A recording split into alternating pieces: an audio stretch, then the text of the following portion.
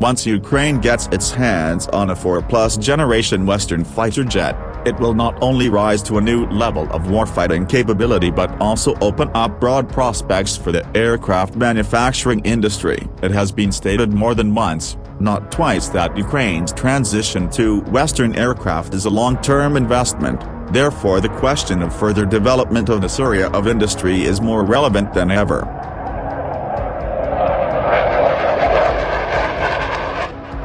Denmark and the Netherlands are already ready to provide F-16s when Ukrainian pilots complete a training course. Maintenance, repair and maintaining combat readiness of this kind of equipment can be a serious challenge for Ukraine but also open up new opportunities, as explained by Pavlo Verkhnyatsky, director of COSA, a Ukrainian company that provides advisory services to international companies looking to enter new.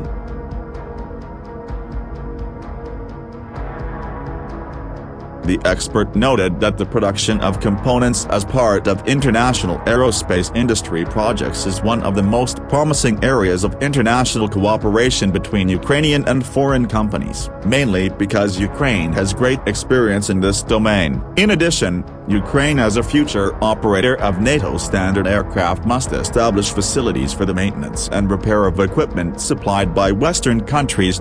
This will enable Ukrainian businesses to acquire new competencies and open doors for foreign partners.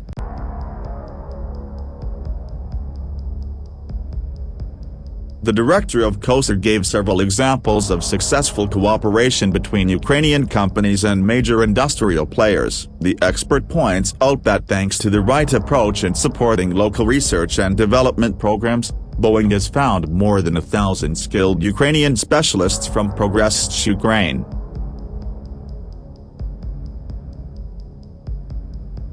They worked from Ukraine, contributing to various design projects and engineering programs, including the Boeing 737 and prospective Dreamliner aircraft. States play an important role in this process because they must ensure favorable conditions for such cooperation. That applies not only to such research and development but also to international communications and state defense orders.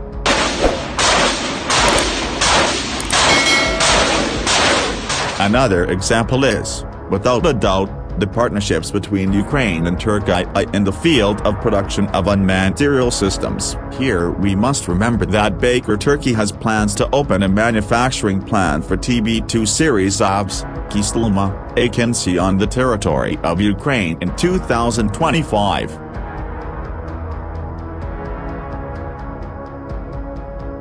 This partnership was made possible due to the fact that the engines for the air vehicles were supplied by the Ukrainian companies Motorsich and Divkenko Progress, as well as the active support of the state government. The Ukraine-Turkey agreement signed in February 2022 provides land benefits and tax incentives for new drone manufacturing companies and their investors.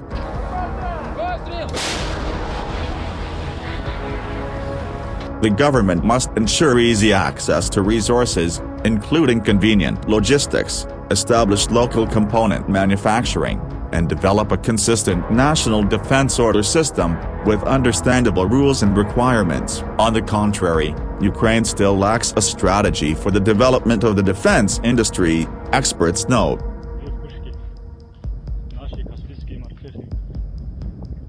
There is no clear development strategy even for certain companies in this industry. For example, it is not clear why so much effort has been put into the production of passenger aircraft when it is military transport aircraft that have a clear competitive advantage in both the international market and the domestic market. Why funnel resources to segments that prove to be unscalable?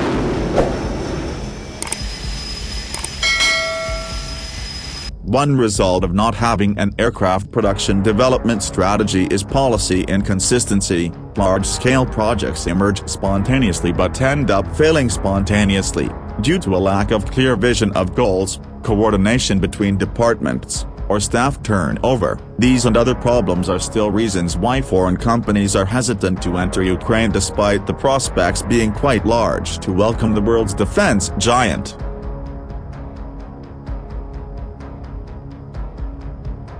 We can see this trend in the example of the Ukrainian Defense Industries JSC joint initiative with Germany's Rheinmetall, BAE Systems, or even Lockheed Martin, which is considering opening an F-16 maintenance and training center in Ukraine. To protect itself, Ukraine needs a powerful military with state-of-the-art equipment, which can be purchased abroad, but that kind of expenditure contributes to the deficit in the trade balance. For a country that has considerable capacities to manufacture finished high-tech products, such a strategy appears short-sighted, to put it mildly, particularly when the research and technology resources are.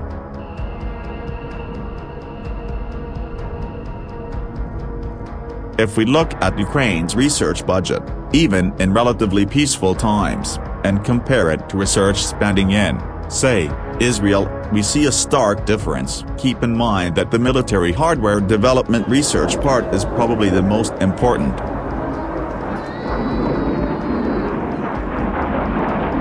In addition, I believe weaponry should be purchased when domestic capacity is insufficient to supply the armed forces with everything they need in terms of weapons and equipment, and when the need is urgent, or when foreign markets have unique technologies that are not accessible to domestic manufacturers. To a certain point in time. In our case, it is the most important factor.